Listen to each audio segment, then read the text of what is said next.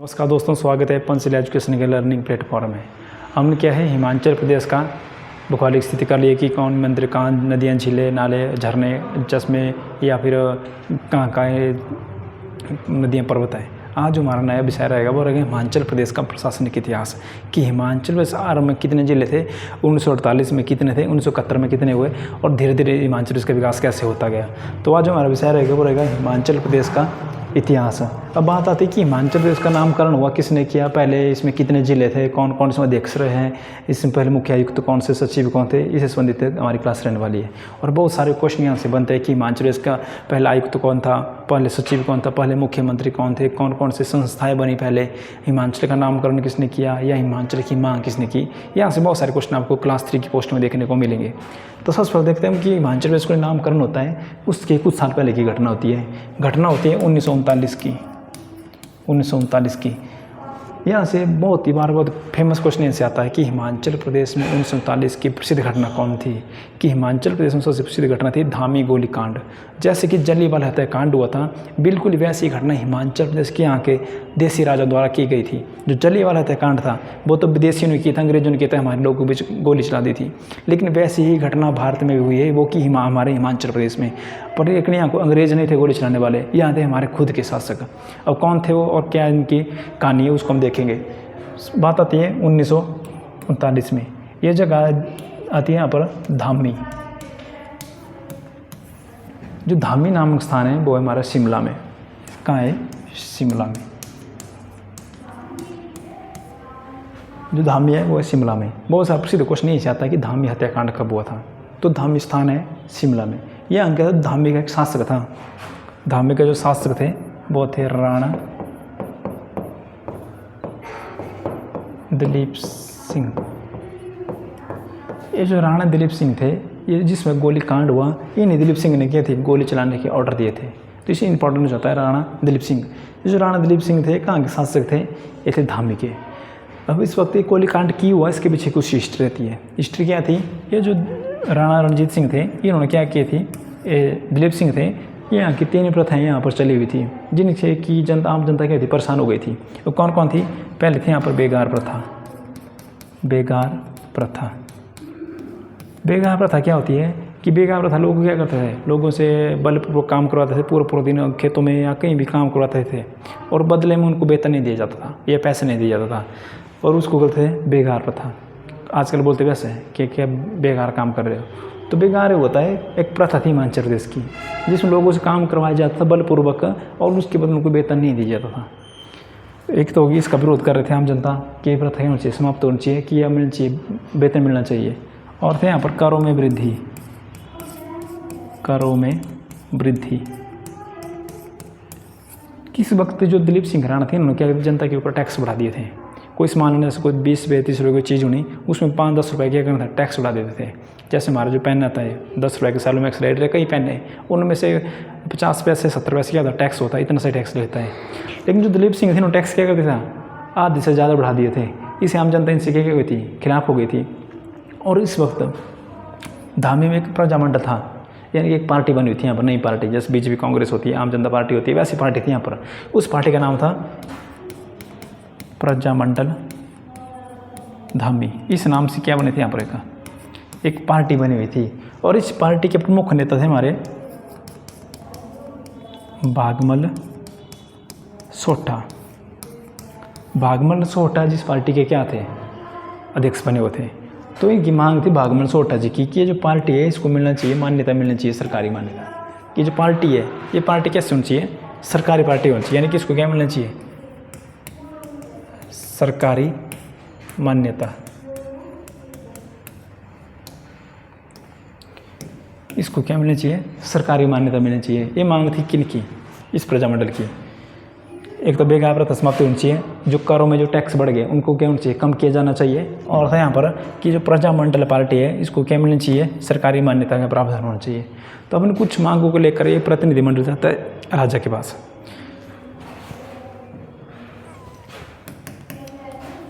धामी स्थान में जाते हैं जहाँ के राजा थे राणा दिलीप सिंह, ये थे वहाँ के राजा।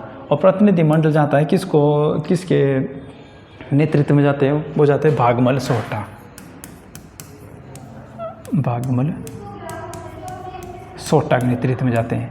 लेकिन बीच में कसुमटे नाम की जगह में भागमल सोहटा को क्या किया जाता है, गिरफ्तार कर दिया जाता है। गिरफ्तार, इनको क्या अरेस्ट कर दिया जाता है, इनको भागमल सोहटा जी को।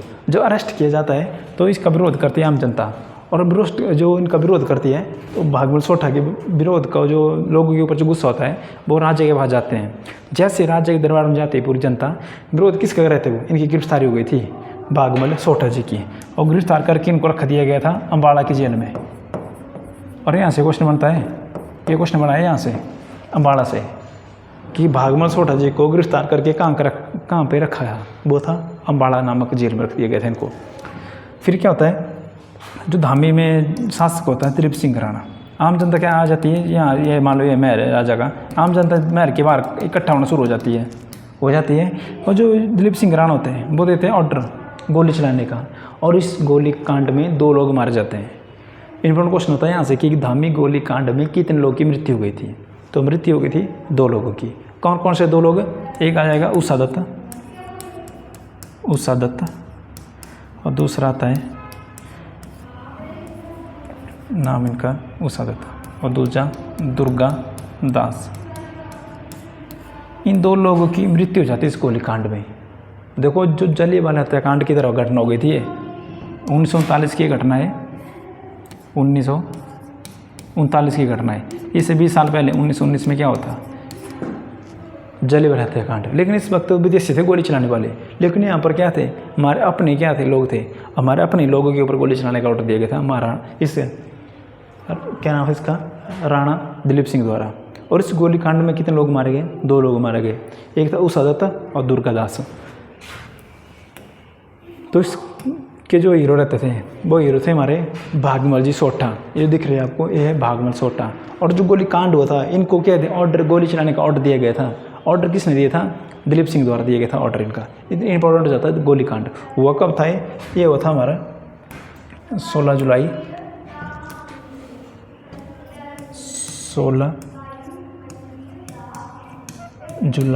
1939 को होता है कांड होता है। किस नाम जाना जाता है, धामी गोली कांड। 1939 याद रखना इसको, 1939 में कांड हुआ था। अब ये बात चल जाती है दिल्ली में, पता लग जाती है बात, क्योंकि यहाँ पे जो प्रतिनिधि, यहाँ भी बहुत सारे राजनीतिक व्यक्ति होते हैं, जैसे राजकुमारी अमृत कौर, इन्होंने भी इसका विरोध किया। और ये बाद में क्या बने थे, भारत के पहले स्वास्थ्य मंत्री थे, भारत के पहले स्वास्थ्य मंत्री राजकुमारी अमृत कौर। इन्होंने इस गोलीकांड का किया था, विरोध किया था। और ये बात लग जाती पता हमारे दिल्ली में, उस वक्त जो दिल्ली में थे वो थे हमारे महात्मा गांधी।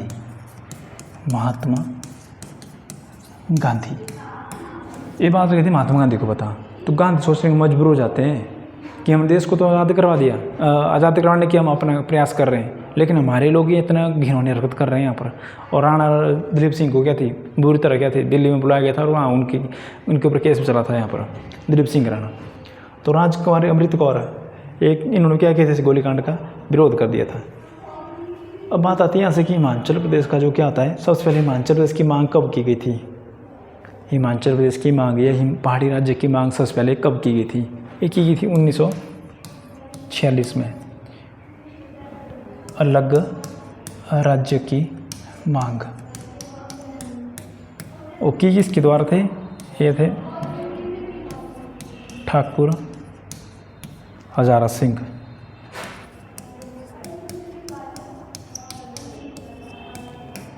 ठाकुर हजारा सिंह द्वारा क्या की गई थी, सबसे पहले पहाड़ी राज्य की मांग की गई थी। इंपॉर्टेंट है यहाँ से कि हिमाचल प्रदेश की जो पहाड़ी राज्य था इसकी मांग सबसे पहले 1946 में की गई थी।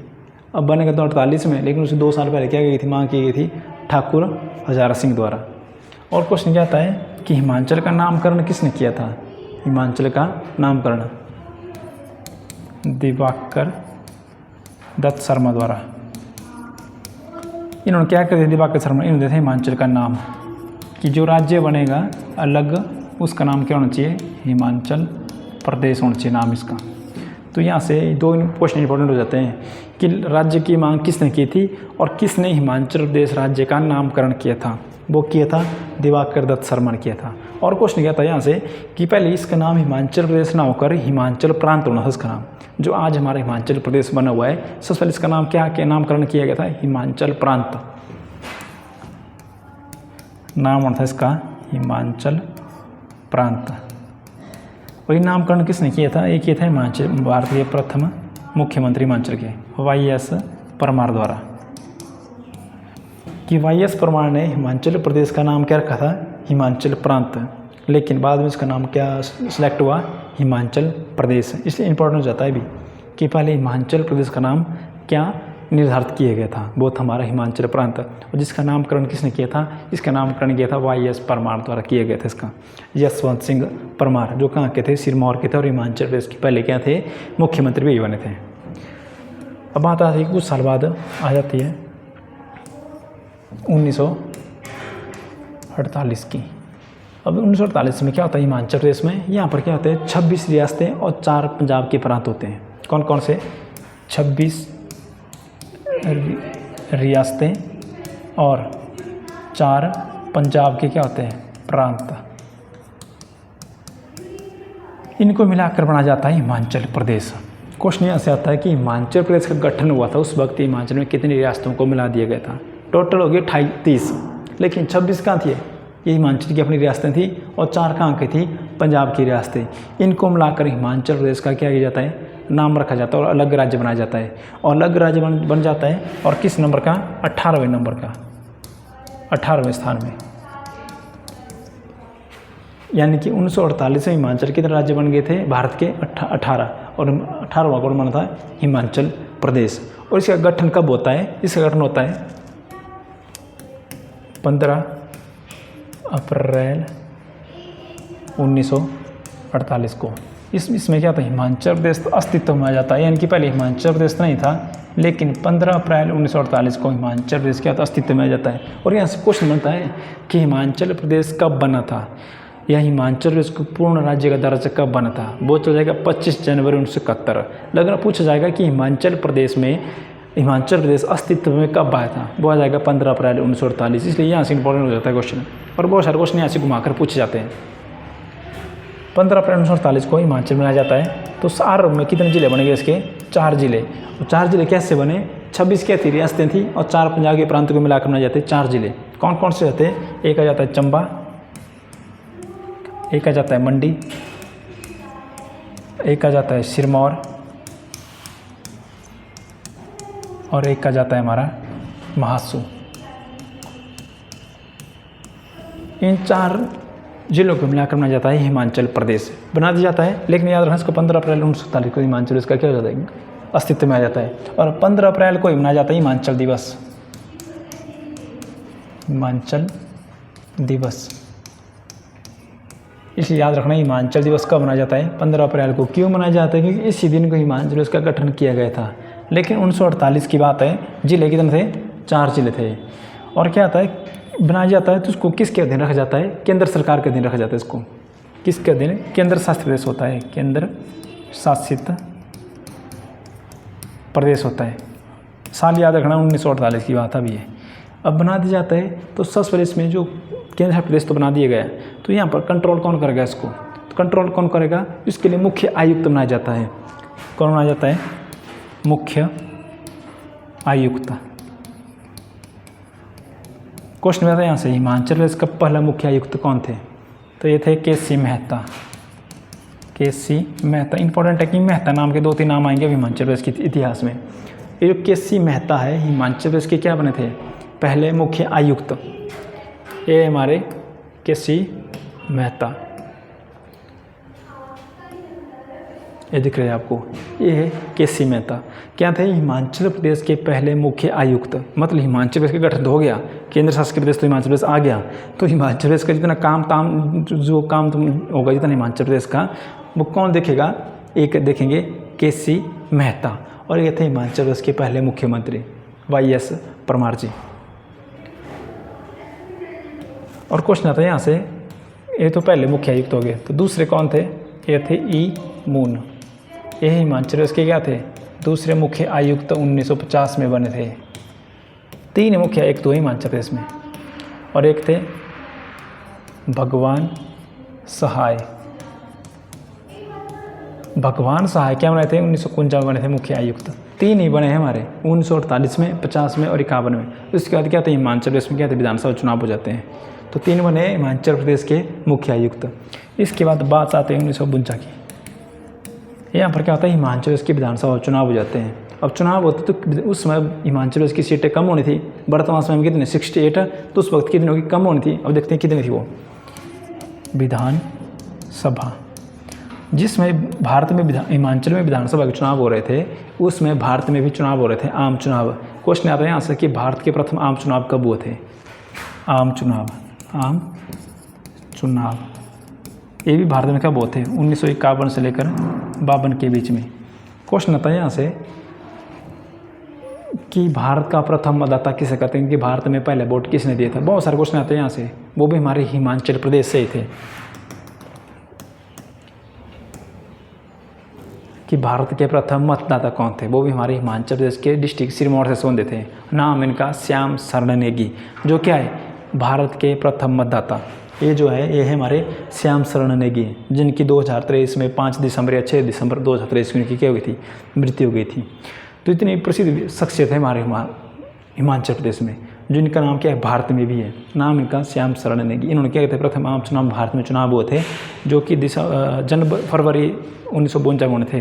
लेकिन जो पहाड़ी रियासतें थी जहाँ बर्फ़ गिरता था, वहाँ पर 6 महीने पहले चुनाव हो जाते थे। तो सबसे पहले जो हिमाचल में इलेक्शन हुए, तो सबसे पहले इन्होंने दिए थे वोट। वहाँ के स्कूल के क्या थे? स्थानीय अध्यापक थे वहाँ, इन्होंने सबसे पहले इन्होंने क्या कर दिया था? अपना वोट दे दिया था। तो क्वेश्चन आता है यहाँ से कि श्याम शरण नेगी किससे संबंधित है? ये हो जाएंगे वोट से, कि सबसे पहले वोट श्याम शरण नेगी। जिला हो जाएगा किन्नौर। और क्वेश्चन क्या आएगा? 1917 में इनका क्या होता है? जन्म हुआ था, और 2020 में इनकी क्या हुई थी? मृत्यु हुई थी। और क्वेश्चन क्या आएगा यहाँ से कि हिमाचल प्रदेश के जो मतदाता होते हैं, जो वोट होते हैं, उनका क्या थे? ब्रांड एम्बेसडर बनाए गए थे 2022 में। इतने प्रसिद्ध शख्सियत थी ये, नाम इनका श्याम शरण नेगी। अब बात आती है विधानसभा कि हिमाचल प्रदेश में क्या हो रहे थे? विधानसभा के क्या हो रहे थे? चुनाव हो रहे थे विधानसभा के।